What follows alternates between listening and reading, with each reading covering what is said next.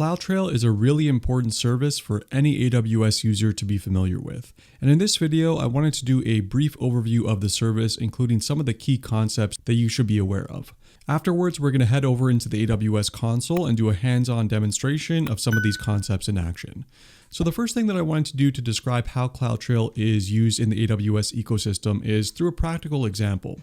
So let's assume that we have an AWS account and we want to interact with the DynamoDB service here. Now, generally, there's two different actors that interact with AWS services, either you, the individual, or applications you develop. But let's keep this simple for now and just assume that it's an individual performing actions on a DynamoDB table. Now, there's many different APIs that you can utilize when interacting with DynamoDB. When you're initially interacting with it, you may do things like creating a table, modifying some of its properties and configuration settings, things like that. These are generally less common events. We consider them to be kind of administration or control style events on your AWS resources.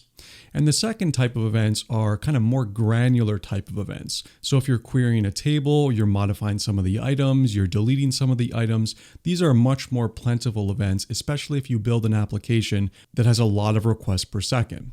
Now, what CloudTrail is concerned with is capturing and storing these events on your AWS account. So there's two categories here, like I kind of described. The first category is management style of events. These are the control plane events that indicate what you created, what you modified, what you updated against an AWS service. And then, of course, there's more granular events, and we call these data events. Obviously, much more plentiful and much more chatty. Now, there's also a third category of events, which I don't have for you in front of the screen here, but I wanted to mention briefly, and these are CloudTrail Insights. Now, Insights analyze your management and data events to try to identify anomalies and raise them to you as a user. From there, you can alarm on these types of events or set up dashboards to keep an eye on them to identify any anomalous behavior. So that's generally where CloudTrail fits in. So now let's take a look at CloudTrail a little bit more closely. So first of all, what is CloudTrail? You probably have an idea of where it fits in at this point, but it's an AWS service that allows for auditing, security monitoring, and troubleshooting access to AWS services. And like I mentioned, there's three different types of events to be concerned with. The first is management style events, the second is data, and the third is insights. Now, the core concept in CloudTrail is something called trails, and trails are collections of instances of these types of events. So you can set up a trail for management style events, set up your own retention policy and the particular types of events that you want to capture. You can do something similar for data events. So you can say, I'm only interested in capturing DynamoDB operations against my service, and you can create a trail just for that and have a separate retention policy for it. So that's the idea. You're generally creating trails in your AWS account to capture these different types of events. Now from there, you may want to store your events for longer periods of time. So with trails, you can deliver your events to CloudWatch or S3 for further analysis. So once your data is in something like S3, you can hook it up to something like Amazon Athena and then use that to perform SQL style queries against your log files. Another option is to integrate with CloudWatch, which can be a little bit more expensive, but has other benefits as well. Now, optionally, if you don't want to deliver your events to a custom storage solution, you can integrate with a relatively new feature that CloudTrail released earlier this year, which is CloudTrail Lake. Now, this feature allows you to keep all the storage of these CloudTrail events within the CloudTrail service and not have to worry about integrating the delivery with CloudWatch or S3 or other AWS services. Essentially, it's a way for you to keep all these events in one spot within the CloudTrail service. It does cost a little bit more to do this, but it can be convenient for some use cases. Now, an important thing to note is that with CloudTrail, you get 90 days worth of management events available for free in the AWS console. Now, this comes activated on every AWS account that gets created. You don't need to toggle this on. Now, as a quick example of what you can expect with management events, here's a quick little screenshot I pulled up of my CloudTrail management dashboard. So you can see here, there's many different events that you can take a look at.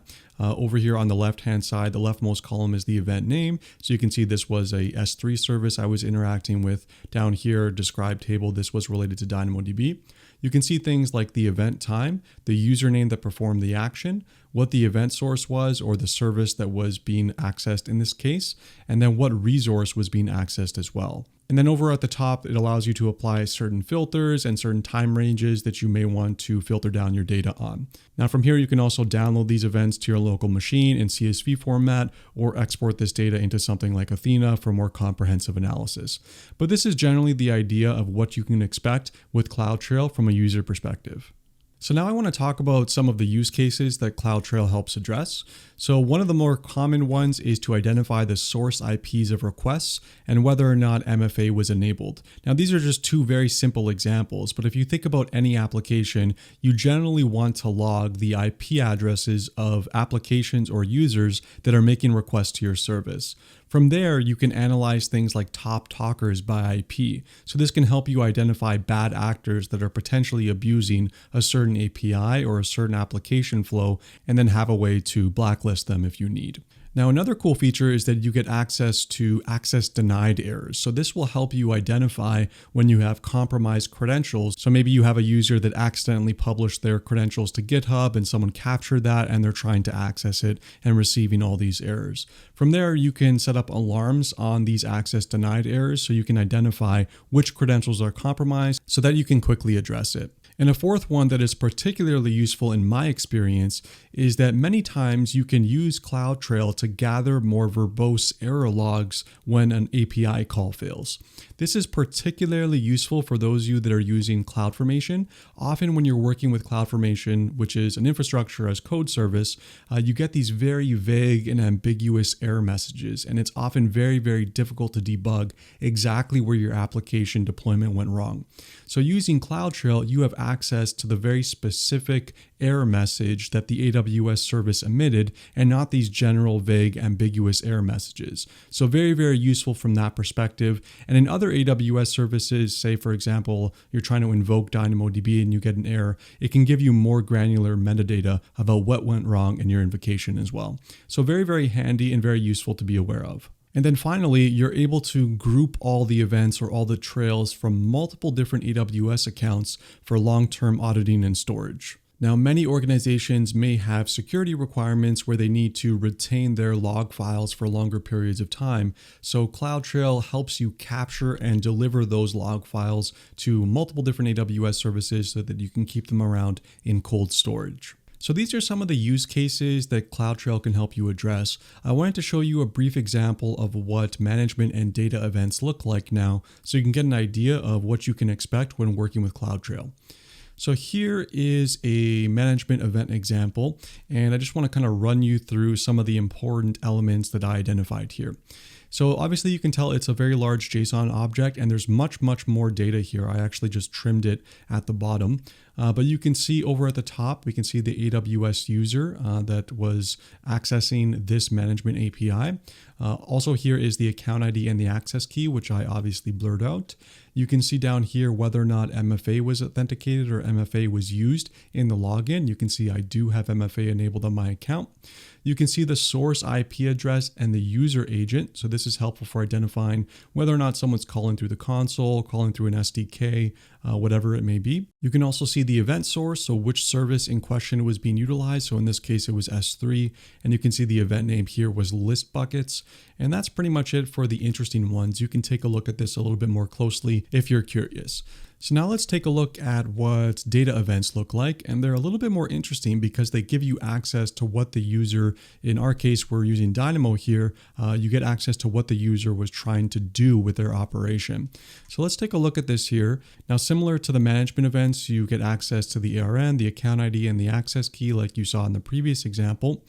We can see the event source was Dynamo, the API being called was execute statement. And this is the interesting part where you can see the specific operation or the specific parameters of my operation here.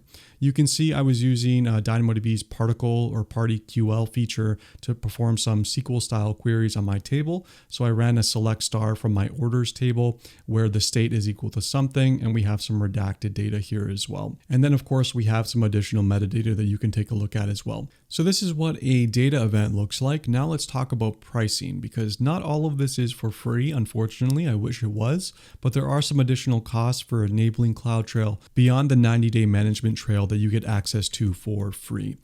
So in terms of pricing, there's three broad categories for trails. For management events, it's $2 per 100,000 events. Generally, you have very few management events, so this really isn't a big deal unless you're performing a lot of different operations to create, modify, update your resources. For data events, it's much more reasonable, so it's only 10 cents per 100,000. I would just be careful with this because if you set up a data event trail on an application that has a lot of throughput, like maybe 100 requests per second, this can really add up quickly. So just be careful about it. Maybe do some napkin math before you enable this to get an idea of how much you're going to spend. And then for insight events, it's a little bit more pricey. So it's 35 cents per 100,000 messages that are analyzed. So as well, this can get pretty pricey as well. So do some napkin math before you enable it. All right, so now I want to bring you into the AWS console to show you what this looks like in action. So I'll see you over there in a moment. All right, so here we are in the CloudTrail section of the AWS console. Now this is the dashboard where you have access to some of the metadata about your setup. So you can see the trails that I have enabled on this account. By default, we have the management events that are always available. And then I set up my own trail to audit DynamoDB data events, which I want to show you a demonstration of in a couple moments here. Then you get access to just some most recent events here. You're going to see the assume role happen quite a bit because applications that you develop on AWS generally use roles and they need to assume that role in order to perform their function. So you may want to filter that out if you're trying to look for a particular event on an AWS resource. And then finally, you can see CloudTrail Insights. If I had any enabled, you would see them here. So let's head over into the event history section really quick for me to give you a quick little demo. So you can see here the resource type that I have pre-selected here is my DynamoDB table. So this is giving us the historic access to this DynamoDB table of all control plane or management operations. So it's sorted in descending. So you can see here, there's a described table operation happening. Seems to be related to auto scaling because I do have auto scaling enabled on my DynamoDB table. So if you click on one of these events, you can take a look at some of the more details of this type of event. So you can see when it occurred, what the username was, it's auto scaling, obviously, the event name, the event source, and what the source IP address. This was internal by AWS itself. So that's why it's not a normal IP address here. And then if you scroll down a little bit, you can see the raw event record, which you can capture. This is what gets delivered to CloudWatch or S3 if you decide to output your trail elsewhere. So this is just kind of what you can expect when you're taking a look at some of the event history when working with CloudTrail. Now, I don't have any insights or lake set up, but I suppose we can quickly go here just to show you what it has to offer. So you can see we don't have insights enabled. If we wanted to do that, we would need to create a trail of the insights type, which we're not going to do in this demonstration, but just know that it is an option for you to use. And then if you want to use CloudTrail Lake, which is, like I mentioned, a newer feature that allows you to keep all your trail data kind of within the CloudTrail service for access and analysis, then you can set up a CloudTrail Lake here. And it actually seems to show you here. So the first step is to create your event data stores. So whatever trails that you want to capture data for. And then once that data gets delivered into CloudTrail, you can run your SQL queries on it to analyze it. So let's take a look at trails now, because that's generally what you're going to be working with most often. And I want to show you an example of the data event trail that I set up previously. So you can see here, I have a trail called DDB, some metadata about the trail that I set up. So you can see I'm using S3 as the delivery mechanism here. So we can go here later and take a look at some of the trail event data to see what it looks like. So if we click on this, we can see some of the setup parameters of this particular trail. So similar to what we saw on the dashboard or event history section, just some metadata about the trail that we set up. Nothing really else going on here except that you can see the data events that I configured.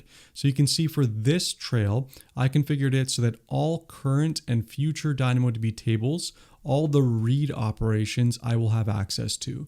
So there's many different services. I'm doing this for DynamoDB, but you can set this up for other AWS services like maybe RDS or maybe something like S3. If you want access to trails for read and write data, it gives you the option to do so. And then as you can see in the second record, I set up a second data event that I'm interested in, which is all actions on my orders table. But this time I'm interested in both my read and my write. So all the update operations as well for this table, I will have access to in the CloudTrail section of the console. So let's take a look at what this looks like at the output destination. So we're going to go to where the trail logs are being delivered. So to this section here, I'm just going to click on this. Should be a hyperlink that brings us into S3 to the correct location.